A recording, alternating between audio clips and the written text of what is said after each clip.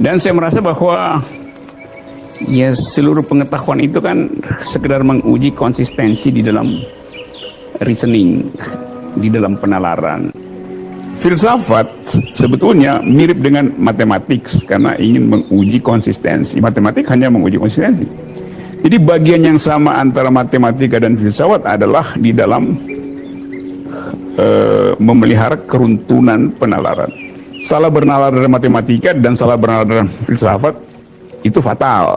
Artinya seluruh fasilitas untuk menghasilkan konklusi dibatalkan oleh gagal nalar. Di dalam filsafat namanya fallacies, gagal nalar. Nah itu yang saya pakai selalu untuk membahas sesuatu. Jadi kalau saya bilang rejim itu dungu, ya dungu karena gagal nalar, karena inkonsistensi di dalam penalaran, dalam kebijakan. Bukan orang yang dungu, tapi cara berpikirnya dungu.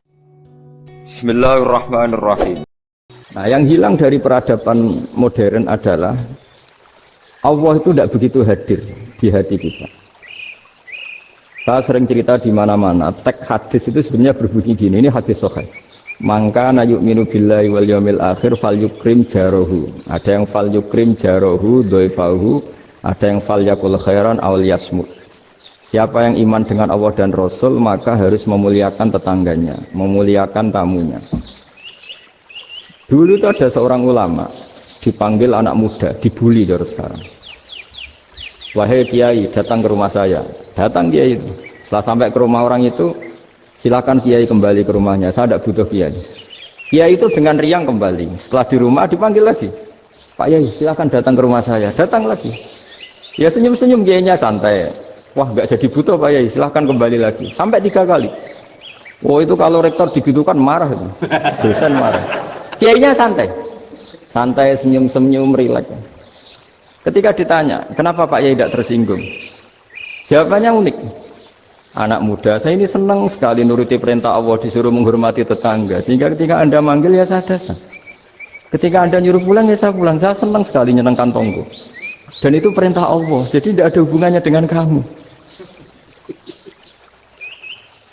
Wah, pemudanya nangis minta dimaafin. Kalau kita kan enggak, kita ini dosen, kiai, mungkin kita doktor, mungkin kita profesor. Tapi kita ini sering didikte oleh orang bodoh. Kalau orang bodoh jengkel, lo kita ya jengkel. Lo kamu jengkel, dijengkelkan orang bodoh itu namanya terdikte. Itu bodoh apa pinter? Oh itu tidak pinter sama sekali. Kalau betul-betul kamu pinter, hanya bisa didikte oleh Allah Subhanahu wa ta'ala. Jadi antara hukum Allah apa? Wa ahsin man asa'a ilaika, berbuatlah baik sama orang yang berbuat buruk sama Anda. Itu dikteannya Allah. Kalau dikteannya orang-orang bodoh kayak dimangkel ben mangkel, terus kamu mangkel. Itu bodoh apa pinter? Nah, problem kita kekinian adalah wong pinter, wong bodoh itu bodoh-bodoh bisa didikte oleh sekelilingnya. Terus karuan wataknya perempuan seperti itu, wataknya anak-anak seperti itu, kita didikte. Anak-anak jengkelin kita mangkel, berarti kita didikte oleh orang bodoh. Makanya agama itu unik, kadang ngendikan wa ahsin man asa'a ilaika, kadang wasil man qata'aka, sambunglah orang yang memutus kamu. Karena dengan demikian kita hanya didikte oleh Allah Subhanahu wa ta'ala, bukan didikte oleh hukum sosial. Cara Jawane nak ngapiki tangga sing apik akeh tunggale. Berbuat baik sama yang berbuat baik pada kita itu, mbok orang fasik ya seperti itu, maling ya seperti itu, sama. Tapi kalau berbuat baik sama orang yang berbuat jelek sama kamu itu baru luar biasa. Dan memang teksnya hadis wa ahsin man asa'a ilaika, berbuat baiklah sama orang berbuat buruk sama kamu. Jadi nggak boleh orang didikte. Makanya ngaji di sini diantaranya saya akan cerita dalam sebuah hadis sahih, dalam hadis hasan yang diriwayatkan Imam Tirmizi, ada kalimat dari Rasulullah SAW. Dawe Nabi, la takunu imma'atan taquluna in ahsanan nasu ahsanna wa in zalamu zalamna walakin watti'u anfusakum in ahsanan nasu an tuhsinu wa in asa'u alla tazlimu. Kamu jangan jadi orang yang mudah diombang-ambingkan oleh orang sekeliling kamu, yaitu kamu mengatakan jika orang baik ke saya akan baik, jika orang buruk ke saya juga akan membalas buruk. Itu namanya Anda didikte. Tapi berkomitmenlah kamu akan berbuat baik meskipun orang lain berbuat buruk. Nah sekarang logika sosialnya begini. Kalau di Indonesia itu ada 1000 kiai, ada 1000 profesor yang ingin membenahi Indonesia. Rata-rata orang awam itu semau gue. Terus mereka mendikte kita. Perilakunya agak simpatik, perilakunya jengkelin. Terus 1000 profesor ini ikut jengkel. Itu kira-kira jadi solusi apa goblok bareng ya? Sama 1000 kiai ini ikut jengkel. Ini jadi solusi apa goblok bareng? Goblok bareng. Nah problem sekarang kita ini biasa didikte orang bodoh. Nah makanya ciri khas orang muslim itu kata Nabi mangkana yu'minu billahi wal yaumil akhir. Jadi baik tetangga karena perintahnya Allah dan Rasul. Pentingnya apa? Bedanya karena berbuat baik ini perintahnya Allah, mbok tonggo apik lah kita tetap apik karena perintahnya Allah dan Rasul. Begitu juga dengan hubungan dengan istri, dengan anak. Mbok bojomu lagi cerewet lah kita tetap apik. Karena dengan cara itu kita hanya tunduk kepada Allah dan Rasul. Tapi kalau kamu, istri saya kalau baik ya saya baik, kalau enggak ya enggak. Berarti Anda didikte oleh perilakunya dia. Itu latihan, ya kalau dalam bahasa pondok, latihan jadi wali itu yang paling berat.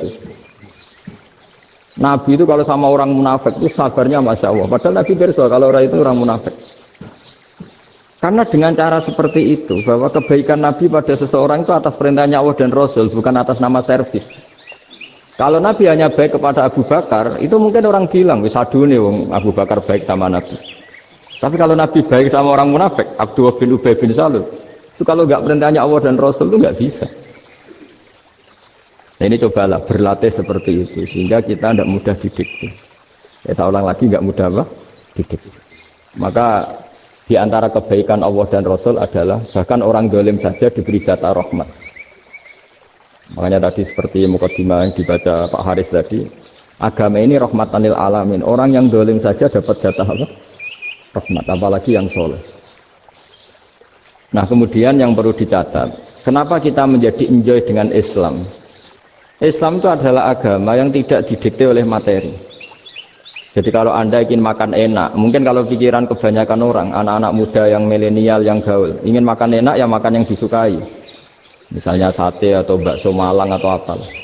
Kalau orang-orang yang jadi wali gak gitu cara berpikir. Ini yang masih orisinil. Ditanya, ini dunia baru kesulitan makanan, baru resesi. Cara makan enak gimana? Jawabannya lucu. Ya gampang, idamuhu alju. Idam itu lauk. Kalau kamu ingin makan lauknya paling enak apa? Alju. Kamu harus lapar banget. Sampai kalau puasa itu melihat tempe itu wah luar biasa. Tapi kalau kamu nggak puasa, air putih itu nggak menantang. Tapi kalau puasa, tempe air putih itu menarik dan Anda tetap lahap. Apa? Karena lauk terbaik adalah alju, yaitu lapar. Nah tapi kita ini enggak, kita ini kayak orang bodoh. Kayak orang bodoh tadi, profesornya makan nyaman ya kalau sesuai selera. Ya itu kan sama dengan anak-anak ABG. Anak ABG itu makan lahap ya kalau yang disukai. Lalu bedanya apa ABG sama profesor? Kalau cara berpikir masih sama kan itu. Kiainya juga gitu. Kiai makan enak kalau yang disukai, kalau enggak. Lalu bedanya apa kiai sama orang awam? Orang awam juga gitu, makan lahap ya kalau yang disukai. Nah ternyata perilaku kita ini yang pintar sama yang bodoh sama. Kalau kamu ingin berkasta lebih baik, itu cara makan enak itu apa? Idamuhu al-ju'. Lauk terbaik adalah karena kita sangat lapar. Makanya masyhur dalam cerita-cerita tarikh sirah nabawiyah. Nabi diberi hadiah, beberapa hadiah. Di antaranya ada yang diterima, ada yang enggak. Termasuk yang dikembalikan itu dokter. Ada seorang raja memberi hadiah Nabi dokter Tobit. Itu sama Nabi dikembalikan karena dokter ini sudah lama kumpul Nabi itu gak pernah sakit. Akhirnya dokter ini putus asa, ini gak perlu diobatin. Ketika ditanya kenapa ya Rasulullah engkau gak pernah sakit, karena kita ini kaum, kita ini komunitas masyarakat yang tidak akan makan kecuali lapar, dan kalau sudah makan berhenti sebelum kenyang. Jadi sederhana sekali pengobatan zaman itu. Sebagian besar penyakit itu pasti disebabkan kita ceroboh dalam hal makan. Sudah ngerti kalau durian masalah, kalau makan durian ini enggak kehitung gitu. Apalagi kalau gratisan itu berapa banyak gitu. Pola tidur juga gitu kata Nabi, dan kita tidak tidur kalau tidak sangat ngantuk. Terima kasih sudah klik video ini. Jangan lupa